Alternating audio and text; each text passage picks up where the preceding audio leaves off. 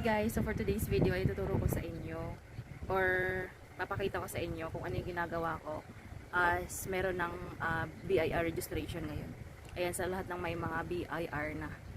Ayan, kasi ako ay may BIR na dito sa ating tindahan. So, ito yung mga ginagawa ko, usually na ginagawa ko para hindi tayo ma-penalty ni BIR. Disclaimer guys, lahat ng sasabihin ko dito sa video na to is only based on my experience.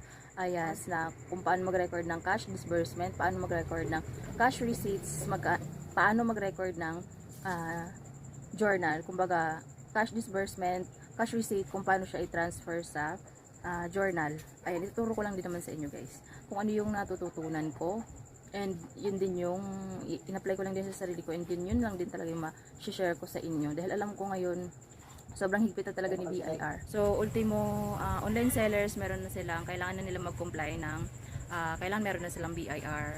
Ayan. So, yun siya. So, ito ay, ano lang naman, doon sa mga walang mga idea pa.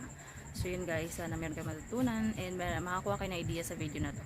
Ayan guys. So, ayan dito, makikita nyo, wait lang. Ayan guys, so ito yung aking petty cash, and then dito ko na sinusulat lahat ng mga binibili ng mga customer na paisa-isa. Ayan, dito yan nakalagay sa aking petty cash. Ayan, fudgy bar. So, ang pagkakalagay ko pala, ito yung quantity kung ilang peraso. Tapos, example, bumili si customer ng camel, dalawa. Tapos, mamaya na naman, may bibili na naman yan isa, may bibili na naman dalawa. So, pina-plus ko lang siya dito guys. Ayan, kung makikita nyo. 2, tapos may nakalagay na plus, kasi mamaya kapag may bumili na naman, tsaka ko siya i-add dito, magpa-plus ulit ako. So ayan, ganyan yung ginagawa ko sa petty cash.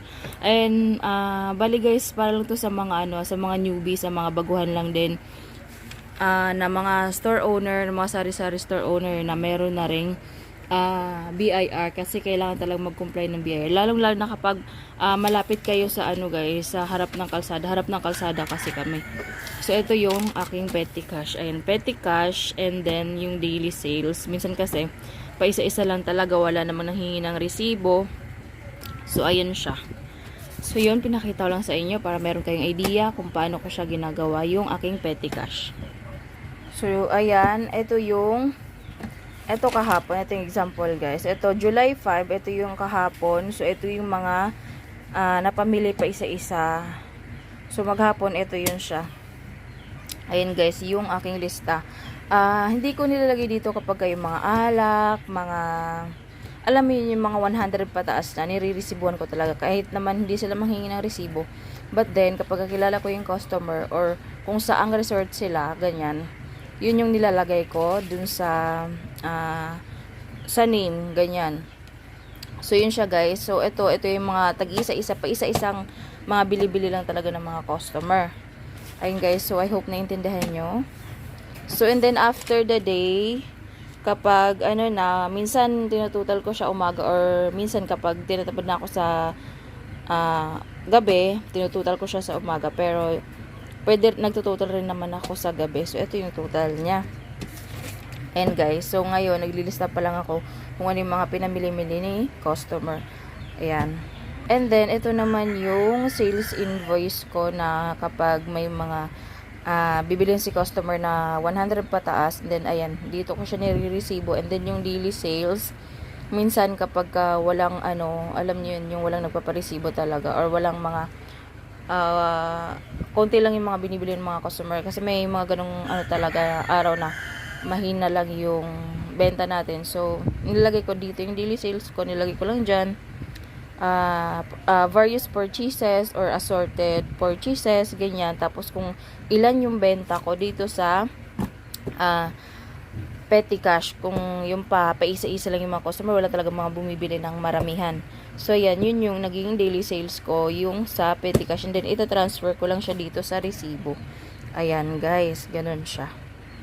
And then yung numbering nito guys, kailangan sunod-sunod to. Example, maubos mo na to, yung kasunod niyan, eto example, kasi nung nakailan, muntik na ako malito dito eh. So yun guys, kung makikita nyo is 100 yung last natin. So dapat ang susunod nyo na booklet is 101 dapat. Hindi kayo basta-basta kukuha lang kayo ng booklet na kasunod, kasi sunod-sunod yung yung kanyang Ito numbering. guys, yung So, yan, ating ganun book siya, of guys. accounts. Ayan, bali apat to guys. Kasi apat yung record sa akin ng BIR. Bale, cash disbursement, book of cash receipts, and then yung journal. And then yung isa is yung ledger. Pero hindi naman masyadong, hindi ko na papakita sa inyo yung ledger kasi wala pa naman akong nakasulat dun. Yung ipapakita ko lang sa inyo is yung merong nakasulat. Anyway guys, lahat ng book of accounts nyo dapat meron tatak ng BIR. Kada book of accounts dapat meron. Dahil kapag nag-tax map at walang tatak yung ating book of accounts, mape-penalty tayo. So, para makakuha kayo online, login kayo sa kanilang website, uros.bir.gov.ph guys. So, yun guys, yung may QR, ganyan lang siya kalaki. Parang ID lang siya kalaki. So, yun yung BIR. Yun yung sinasabi nilang tatak. So, ito yung mga gumugulo sa isip ko noon na sabi nila dapat may tatak daw, may ganyan yung bawat book of accounts. Eh ako, sobrang gulong-gulo ako kasi ano yun? Ano yung mga tatak-tatak na yun? So, ako talaga ginawa ko is research guys kasi bawal sa kanila yung innocence ka. Kung innocence ka, dapat mag-research ka, ganun. Ito yung month of June natin. Ayun kung makikita nyo guys. Ayan siya. Kitang-kita nyo naman. Ito, nilagyan ko lagi ng date, particulars, description, sales invoice, and then yung subtotal, kung magkano yung benta natin, kung ano yung mga nasa resibo natin dun sa ating resibo, dun sa niresibo natin, kung ano yung resibo natin dun sa ating resibo, eto yung ilalagay natin dito, kung magkano yung amount na nakalagay bawat resibo, dito natin siya ilalagay yan guys. So, kung example naman wala kayong example, walang nagparesibo sa inyo or pa isa-isa lang talaga yung bumili sa inyo sa loob ng isang araw. So, ang ginagawa ko dun is nilalagay ko lang siya kaagad sa petty cash tapos tinutotal ko na lang and then at the end of the day, yun yung sinusulat ko dito. Katulad nito. Tulad nito guys. Sales. Ayan. 170. Ay, hindi yan. Katulad nito guys, ito. Sales assorted purchases. Ito ay galing sa aking petty cash book. Kasi pa isa-isa lang talaga yung mga bumili niya sa akin na umabot ng 3,028. Ayan. So, kung ano yung nakalagay dun sa petty cash sales ko and then transfer ko lang siya dun sa aking resibo sa cash receipt natin. And then, lagay natin dito. Ito yung ating record kasi kapag nagta-tax mapping si BIR, ito talaga yung hinahanap nila yung mga book of accounts kung updated ba sila. Second, ito naman yung karugtong guys. Ayan. Ito yung month of July. Ito na yun. Sinulatan ko na siya kasi every month ako nag-update ng ano talaga nito. Every month ko siya sinusulatan. Pwede nyo naman gawing every week para alam nyo yun. Kung konti lang naman yung ginagawa, hindi kayo masyadong busy. Pero ako talagang iniisang ano ko na lang.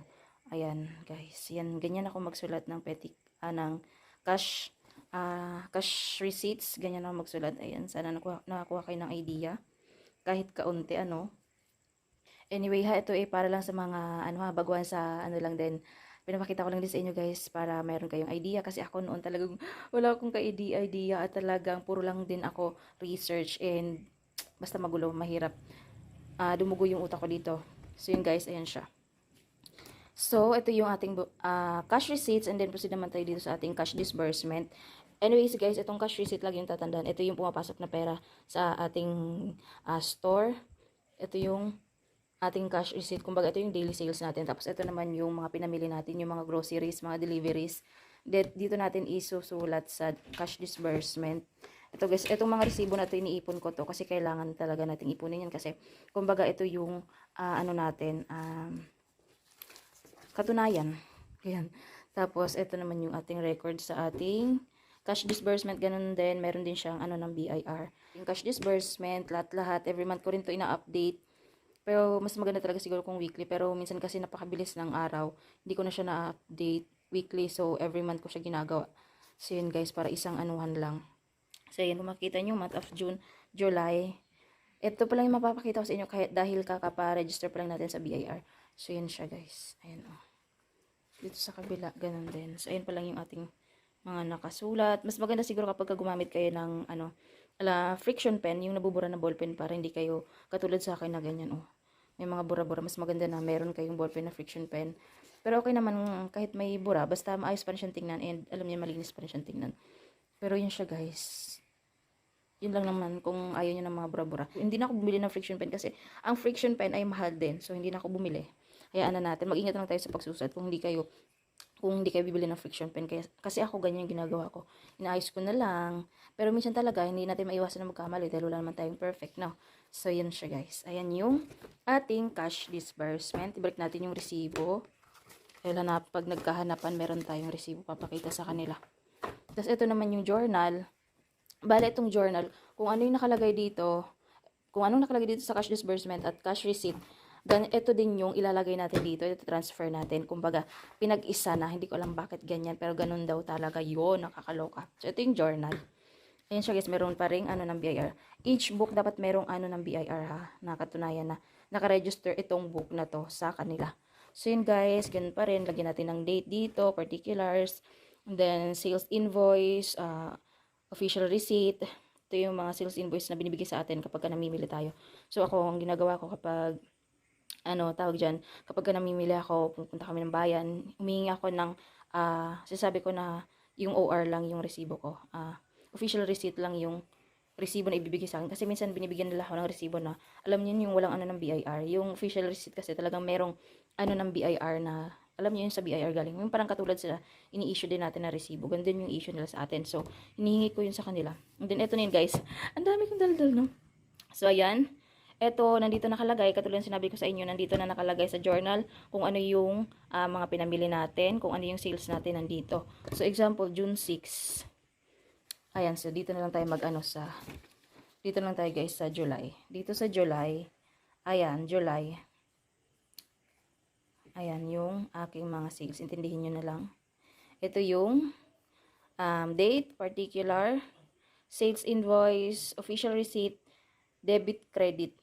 Ito yung mga sales natin. Ito yung pumasok na pera sa store natin. Ito naman yung credit. Ito yung mga napamili natin. Nilagyan ko siya ng in-out kasi parang hindi ako malito. Minsan kasi nakakalito. Yung sales, minsan nalalagay ko dito sa, sa credit. So, yun yung ginawa ko, guys. So, yun, guys. Yan siya. So, yun lang naman, guys. Ayun lang, sa ledger kasi hindi ko mapapakita sa inyo kasi parang hindi ko naman ata siya masyadong kailangan na parang okay na sa akin tong tatlong book of accounts. Just in case na may mag-tax mapping, mag-ano lang ako. I-reason out ko na lang na hindi ko naman masyadong kailangan yung ledger. Nakakaloka kasi napakaraming susulatin. Pero yun guys, at least ngayon meron ako na-share sa inyo kahit kaunti. Nakaalaman sa mga baguhan dyan, sa mga nagsisimula pa lang din na dumudugo yung mga utak or alam niyo yun yung nahihirapan talaga. At least meron kayo makukuha sa akin na kaunting idea. Ayan, share lang tayo. Medyo pinapawisan tayo ng kaunti sa pag-explain. So, in case na naman kayo natutunan. And talagang kailangan natin siyang gawin kahit may nahihirapan tayo. Sa una lang naman tayo mahihirapan. Lalo na kapag nag-uumpisa at naguguluhan ang isip natin kung ano ba, paano ba yung ganyan-ganyan. Kasi ako nung una talagang ang gulo-gulo ng isip ko, paano to, paano ganyan. Kasi nung college ako, hindi ko seryoso masyadong accounting. Ganyan. So ngayon, hindi ko naman lubos akalain din na magiging business maging business minded tayo, nagkaroon tayo ng business, no? At syempre, kapag nag-business tayo, kailangan seryosohin natin, so dapat meron tayong mga permit and katunayan yun na seryoso tayo sa ginagawa natin sa ating negosyo and kailangan kasi yun talaga para sa ekonomiya, para alam niyo may ambag naman tayo kakaunti sa ating ekonomiya, di ba? Ay sobrang lapit ko. So yun guys, kailangan as long as nag-business tayo, kailangan talaga natin ng mag-comply ng kung ano yung pinapakomply sa atin ng BIR, which is napakaraming book of accounts. Ang pinaka-nahihirapan lang naman ako at naiinis talaga ako. Pero wala naman tayong choice kundi gawin yung dapat gawin. So, ang naiinis lang ako kasi sa petty cash guys, kasi 'di ba, lalong-lalo tayo mga may mga tindahan. 'Di ba pa isa-isa, tapos alam niyo yun, minsan nakakaloka, alam mo yun araw-araw na araw-araw nagsusulat ka ng ulit-ulit lang din ng mga nabibili ng mga customer, pero syempre pasalamat pa rin tayo dahil bumibili sila sa atin, meron tayong benta, ganyan. So, hindi pa rin pwedeng tamarin dahil ito yung hanap buhay natin. So, dapat hindi tayo maging tamad at dapat malawak yung pag-iisip natin sa mga bagay-bagay na mga ganito dahil hindi talaga natin maano. Lalo na ngayon guys na technology na talaga, for online world na tayo. So, kailangan nating mamulat sa katotohanan na talaga. Yung, wala na tayo sa sinauna. Puro online na tayo ngayon. So, yun lang. Guys, kung nagustuhan mo ang video, please click the like button. At kung hindi ka pa nag-subscribe, please subscribe and hit the notification bell para updated ka sa ating latest na video. Thank you for watching!